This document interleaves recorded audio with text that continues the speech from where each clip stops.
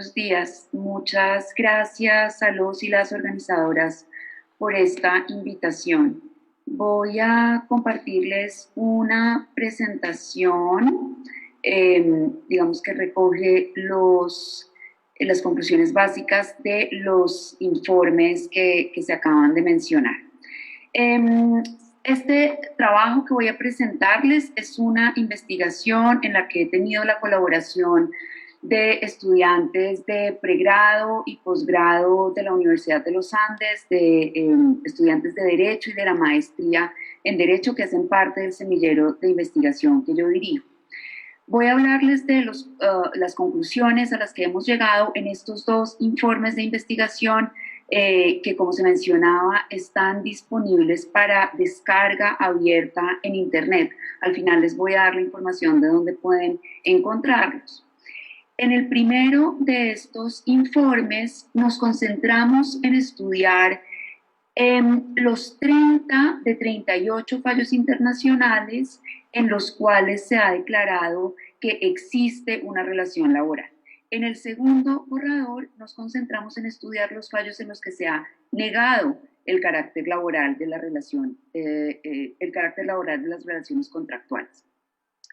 Tal vez, y aquí empiezo por el final o la conclusión de mi presentación el día de hoy, y es que el balance de la jurisprudencia internacional que hemos revisado está decididamente del lado de declarar la laboralidad de la relación que une a conductores y domiciliarios con las plataformas. En efecto, la revisión jurisprudencial inicial que está recogida en los borradores 1 y 2, en la cual revisamos 38 sentencias internacionales, incluyendo fallos de los siguientes países: Canadá, Estados Unidos, Brasil, Uruguay, Chile, España, Italia, Reino Unido, Australia, Sudáfrica y Francia.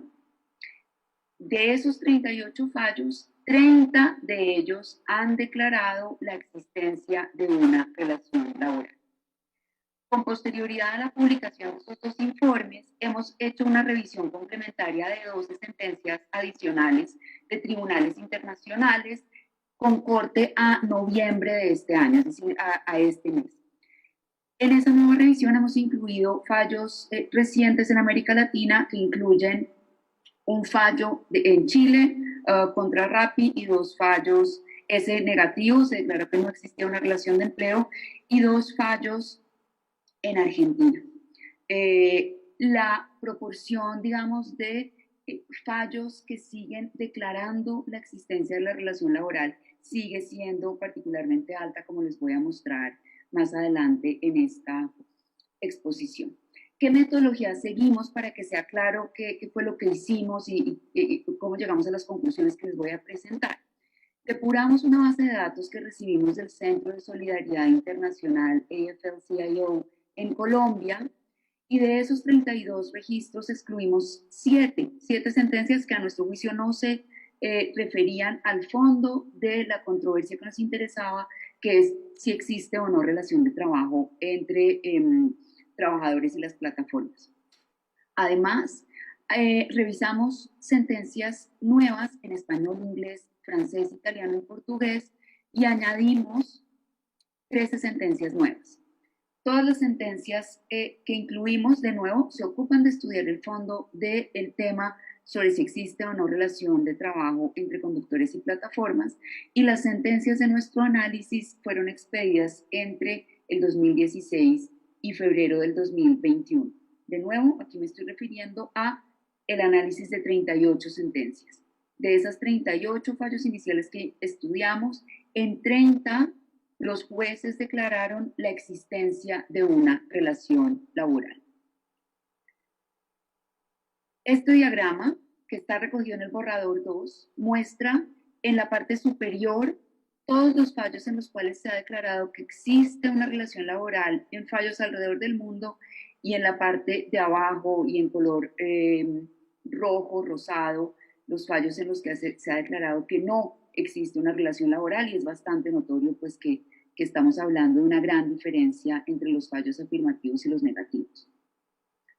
La mayoría de los fallos que revisamos han tenido lugar en Europa, con 21 sentencias, Estados Unidos 7, América Latina 6, Canadá 1 y Sudáfrica 1. La mayoría de las demandas han sido radicadas por domiciliarios, en el 74% de los casos, frente a conductores, en el 26%.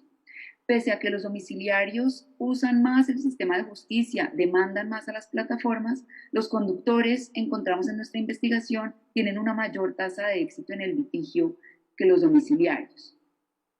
Las empresas más demandadas en ese cálculo inicial de 38 sentencias eran Uber, Globo, Deliveroo y Foodora. Y con esto paso a la estrategia de defensa de las plataformas. Hay algún nivel de variación dependiendo del caso, pero estos 4 argumentos son los argumentos más comunes de los que se presentan por parte de las plataformas para rechazar la cobertura del código, de los códigos del trabajo en las diferentes jurisdicciones.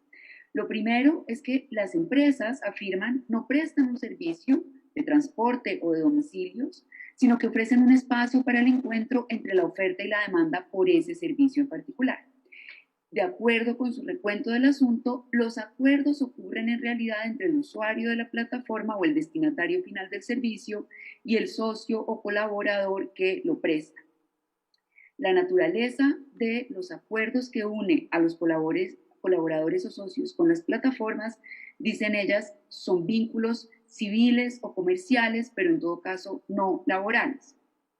Además, los colaboradores o socios ejercen su labor de manera autónoma, pueden decidir en qué días y franjas horarias trabajar y cuándo no hacerlo, y esto, por supuesto, para excluir el elemento esencial en todas las jurisdicciones, el elemento de la subordinación, que es lo que nos pone en el campo del derecho del trabajo.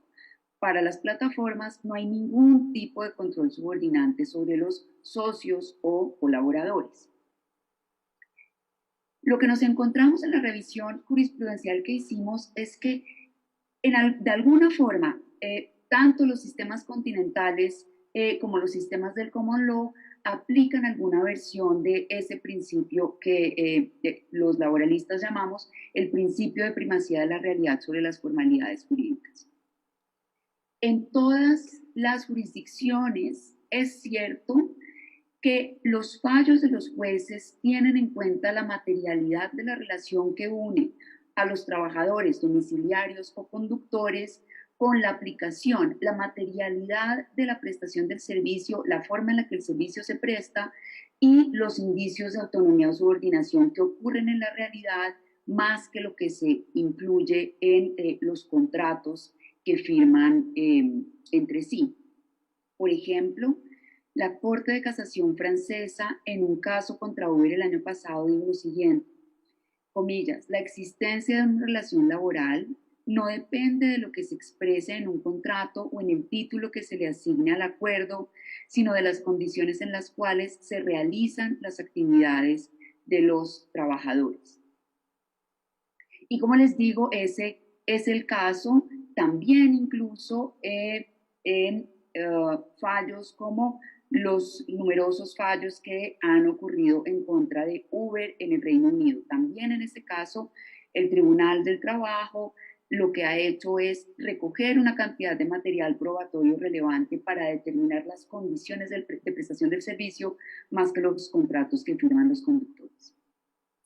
Estos son los 3 argumentos fundamentales y a través de los cuales se ha argumentado que existe verdaderamente una relación laboral. El primero es que los conductores y domiciliarios no cuentan con la libertad y autonomía que publicitan muchas aplicaciones. Ahora les voy a dar algunos ejemplos de eso. Segundo, que los trabajadores se encuentran sometidos al poder subordinante de las empresas. Y esto se manifiesta a través de sistemas de premios y sanciones que utilizan los algoritmos para decidir la asignación de turnos. En varias jurisdicciones se ha encontrado que entre más tiempo conectados permanezcan los conductores o domiciliarios y entre más domicilios acepten, aumenta en mayor grado su tasa de aceptación y de eso depende la asignación de nuevos pedidos.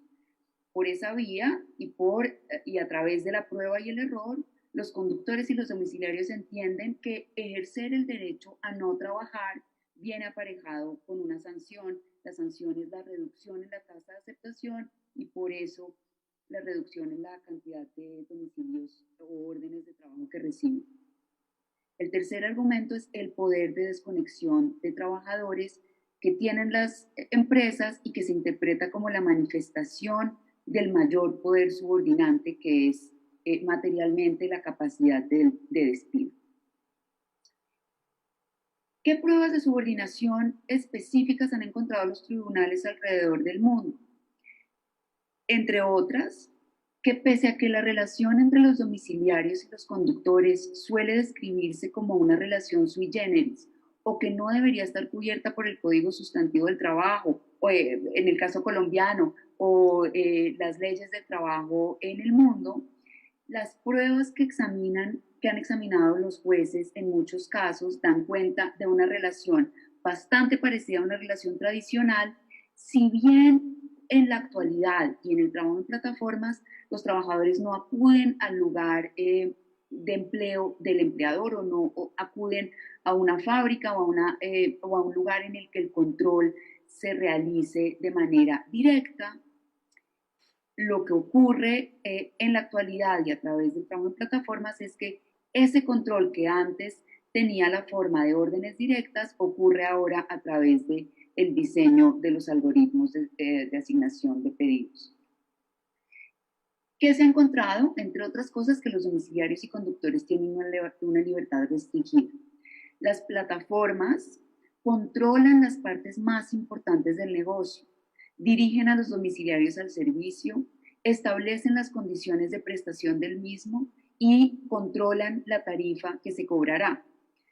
Parece muy extraño, dicen varios tribunales alrededor del mundo, que usuarios de la plataforma y quienes prestan el servicio no se conozcan y no puedan llegar nunca a un acuerdo mutuo sobre el precio que se va a cobrar por ese servicio y que en cambio el precio lo establezca una tercera parte a esa relación.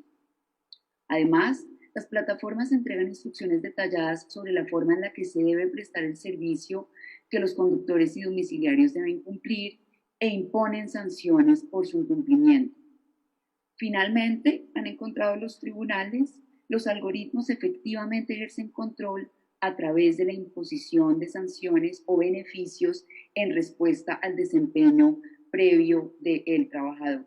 Es a lo que me refería antes con ese aprendizaje al que llegan los domiciliarios y conductores a través de la prueba y error en el ejercicio de su función. Por ejemplo, en un caso contra Uber en Nueva York, decidido en diciembre del 2020, la Corte Suprema dijo lo siguiente, comillas, Uber controla el acceso de los conductores a sus clientes, calcula y recauda las tarifas y establece la tasa de compensación de los conductores.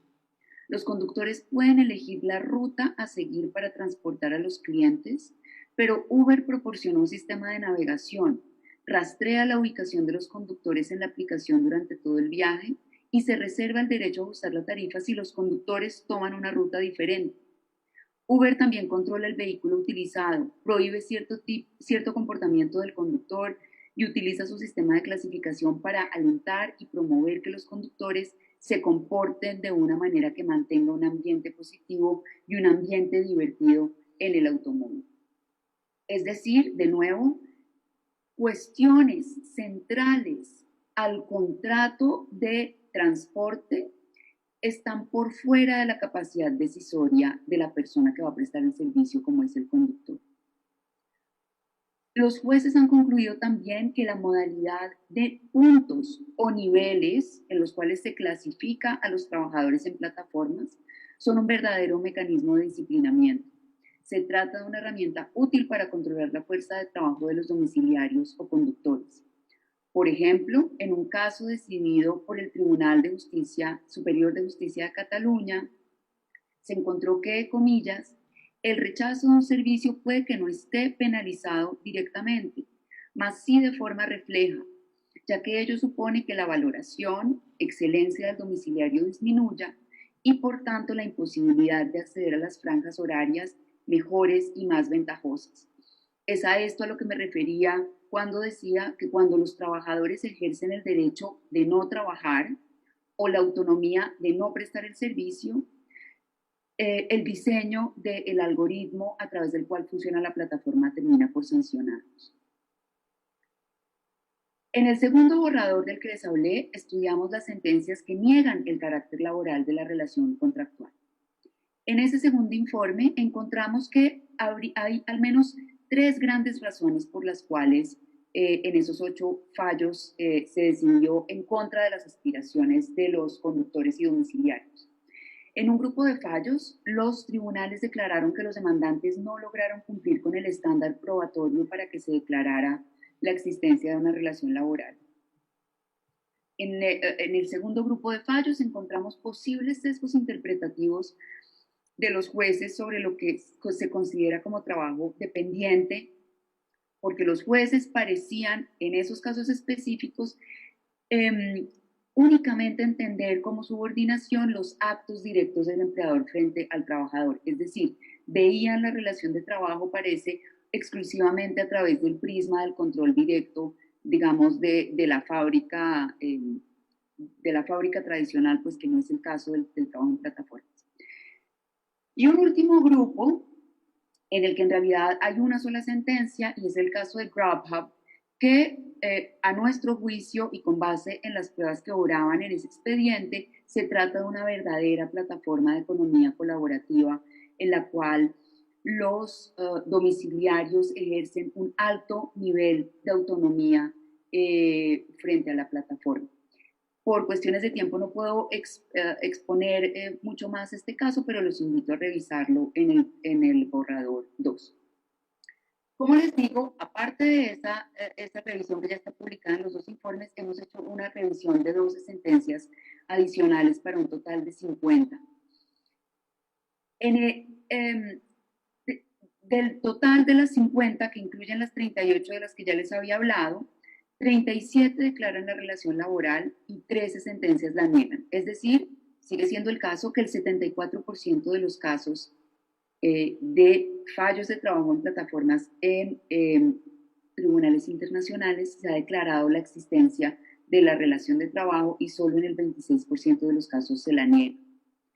8 sentencias han sido adoptadas por jueces en América Latina, 3 en Brasil, 1 en Uruguay, 2 en Chile y 2 en Argentina. Del total de las sentencias adoptadas en América Latina, 6 declaran que la relación laboral existe y 2 la niegan. Hay 2 fallos en Colombia que lamentablemente no hemos podido incluir aquí, bueno, por razones metodológicas. Quisiera terminar ya casi mi intervención con este caso de Argentina contra Cabify que se resolvió en septiembre del 2021. En ese caso, el Juzgado Nacional de Primera Instancia del Trabajo dijo lo siguiente: se ha demostrado en forma contundente que el actor se incorporó a una empresa ajena que dirigió y canalizó su trabajo personal hacia sus propios fines. La empresa demandada lo contrató, lo capacitó, le exigió un determinado auto, una vestimenta especial, lo obligó a estar a disposición durante un tiempo prefijado. Le indicó diariamente los viajes que tenía que tomar, controló que cumpliera su prestación y lo sancionó cuando interpretó que incumplió con las pautas exigidas. Se trata de una relación de subordinación laboral en su máxima pureza.